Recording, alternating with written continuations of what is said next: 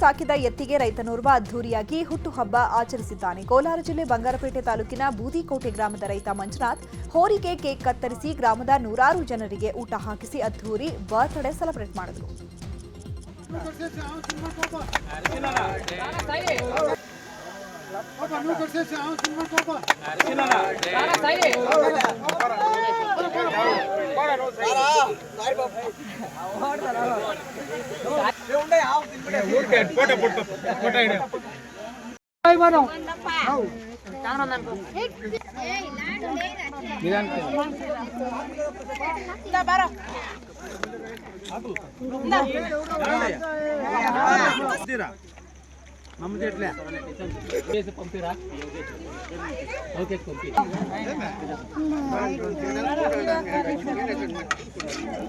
ರಾಯ್ ತಿಂಡು ತಿಂಡಿ ಚೆನ್ನಾಗಿ